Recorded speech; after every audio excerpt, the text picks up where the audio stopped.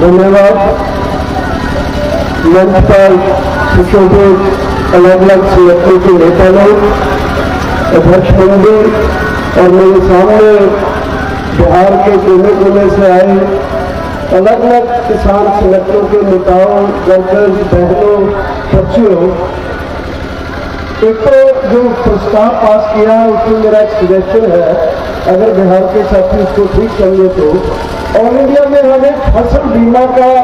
Demand रखा हुआ है। तो फसल बीमा सरकारों की तरफ से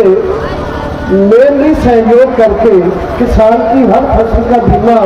सरकारी कंपनियों के द्वारा किया जाए, ये रखना चाहिए। और दूसरा, जो किसानों के ऊपर बहुत सारे केस दर्ज हुए, अभी अभी हमें पता चला है कि दिल्ली आंदोलन के केस भी खुलने जा रहे हैं, इसलिए उनको भी वापस लेने का और उसकी निंदा करने का भी प्रस्ताव में आना चाहिए था, केवल बहस का नहीं। ये मेरा कहना है। दूसरा, आपको याद होगा 2018 में, क्योंकि ये आंदोलन जो आज आप बैठे हैं संयुक्त किसान मोर्चा के झंडे के नीचे, ये 2018 को याद करो जब मध्य प्रदेश के मंदसौर में किसान अपने गेहूं की कीमत मांग रहे थे, तब भी बीजेपी की सरकार थी मध्य प्रदेश में भी। आज के जो हमारे केंद्रीय खेती मंत्री हैं वो उस समय चीफ मिनिस्टर से मांगे, तब उस मंदसौर की पिपलिया मंडी में 6 किसान, नौजवान किसानों को गोली मार के शहीद किया गया था। और वहीं से शुरू हुआ था देश के किसान संगठनों को एक मंच पर लाने की प्रक्रिया। और 2018 में ही दिल्ली में बहुत सारी बैठकें हुई और 2018 में किसान संगठन, किसान आंदोलन, किसान प्लेटफॉर्म एक जगह आने शुरू हुए।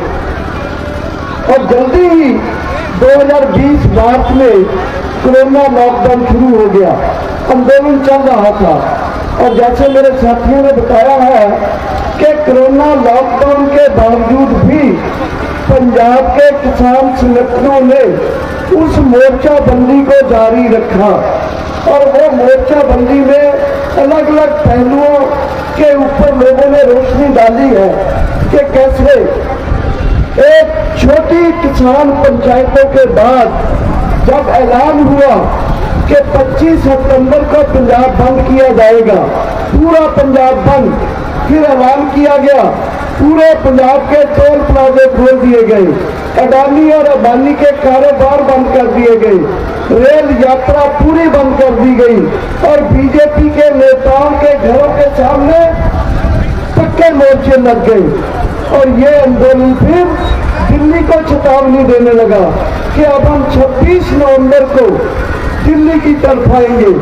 और वो दिल्ली की तरफ आने का जो ऐलान था वो उसी मोर्चे की तरफ से था जो मैंने आपको बताया कि मंदसौर आंदोलन के बाद बना था। लेकिन 26 नवंबर से पहले जब पंजाब के आंदोलन जोर पकड़ रहा था,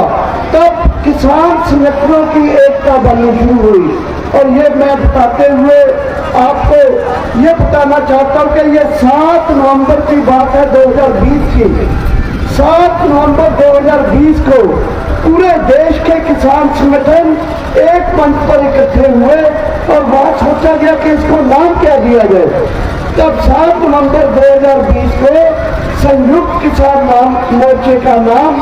आया था और वो ऐलान हुआ कि 26 नवंबर को जो कूच होगा दिल्ली की तरफ, उसको तालमेल जो करेगा वो संयुक्त किसान मोर्चा करेगा। तो ये है छोटा इतिहास 2018 से लेकर 2020 का। 2020 26 नवंबर के बाद 13 महीने दिल्ली में रहे, उसको आप जानते हो। दिल्ली में बहुत सारी कोशिश की केंद्र सरकार ने, उसकी खुफिया एजेंसियों ने बहुत सारा प्रचार किया, ये खालिस्तानी लोग हैं, ये माओवादी लोग हैं, ये विदेशी एजेंट हैं, ये नक्सलवादी लोग हैं, बहुत तरह का इस तरह का प्रचार किया। लेकिन संगठनों की एकता ने जनता की एकता में, केवल संगठनों की एकता नहीं रही, हरियाणा, पंजाब और यूपी से पूरी की पूरी जनता उठ के आंदोलन में आ गई और पूरा दिल्ली जो है उसको सीज कर लिया गया। और दिल्ली के 13 महीने के सीज के बाद ये बिल्कुल उसी तरह था जैसे कभी मुगलों के राज में, सिखों की लड़ाइयों में जैसे किले को सीज कर लिया जाता था, किले को सीज करके कई कई महीने रख दिया जाता था, तब दुश्मन जो था बाहर निकलता था, लड़ाई होती थी और उस लड़ाई में जीत और हार का फैसला होता था। बिल्कुल उसी तरह दिल्ली को सीज किया गया और 13 महीने के बाद 19 नवंबर को हथियार गिराए मोदी जी ने, हथियार फेंक के खुद अपना थूका हुआ चाहता कि हमने जो 3 कानून बनाए थे हम उसको वापस लेते हैं। नहीं, ये देश के इतिहास में पहली बार हुआ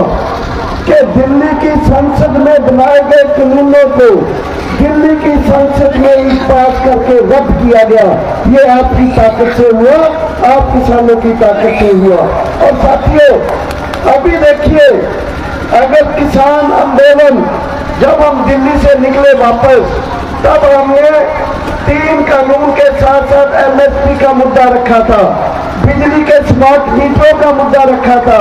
पराली जलाने का जो कानून हमारे खिलाफ पास किया गया था उसके संशोधन के लिए रखा था।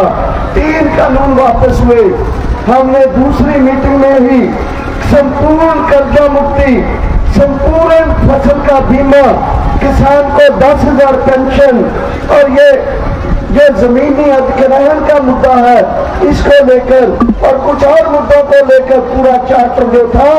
दिल्ली रामलीला मैदान में मार्च 2022 को या 23 को एक बड़ी रैली करके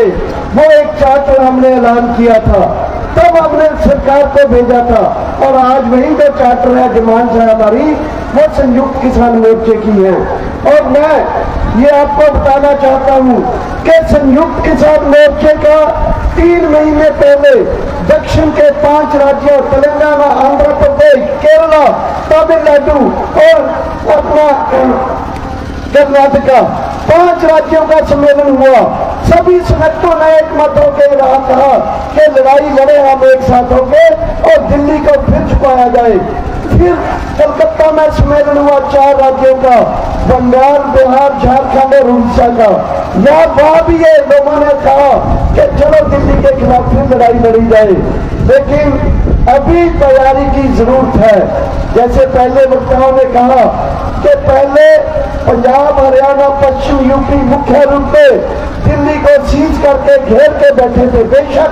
आम जनता में और दूसरे प्रांतों से भी लोग आए थे। ये भी सच है कि दिल्ली में आज दिल्ली की हुकूमत पर भी बीजेपी आ गई है, केंद्रीय हुकूमत पर बीजेपी है ही, लेकिन देश के किसानों की अगर सबसे बड़ी दुश्मन है वो दिल्ली की हुकूमत है। एमएसपी उसने देना है, कर्ज मुक्ति उसने करना है या दूसरे मुद्दे भी उससे मनवाने हैं। और देश के किसान, आज पूरे देश के किसानों में हरी पगड़ी या हरा पटका आज किसानों की निशानी बन चुका है। और पूरे देश के किसान पूरे वर्गों में, मजदूर हो या कर्मचारी हो, आदिवासी हो, दलित हो, सभी लोग मेहनतकश लोग आज देश के किसान की पहचान के रूप पर उसकी एकता को देख रहे हैं कि वो कब एक होके नारा लगाएंगे दिल्ली सरकार के खिलाफ। और उसमें कम से कम मैं ये बताना चाहता हूँ कि पिछले 3-4 सालों से देश के बड़े जो मजदूरों के संगठन है उनके साथ भी संयुक्त किसान और मोर्चा एकजुट होकर लड़ रहा है। दूसरे ट्रेड यूनियन और दूसरे जन संगठनों के साथ भी अभी दिल्ली में मीटिंग हुई है, जिसमें खेती और मजदूरों के संगठनों के साथ ये तय हुआ कि वो भी अपना एक प्लेटफॉर्म बनाएंगे ऑल इंडिया का।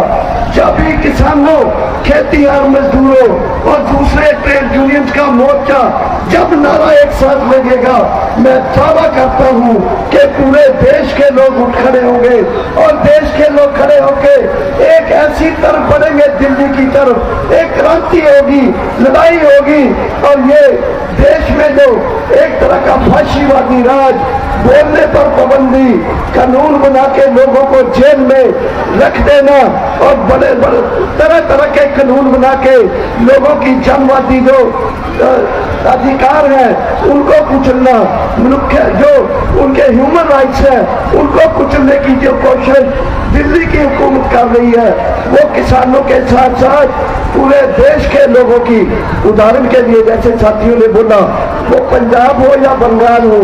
या बिहार हो, इन प्रांतों के अधिकार भी छीने जा रहे हैं, मनुष्यों के मनुष्य अधिकार छीने जा रहे हैं और देश के हर आदमी के गले के ऊपर अंगूठा रख के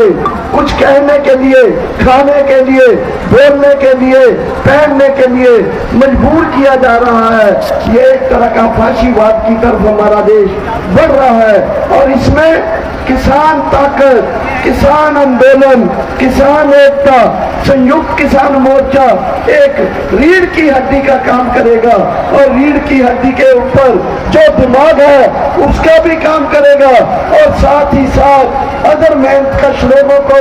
दलितों को, आदिवासियों को, महिला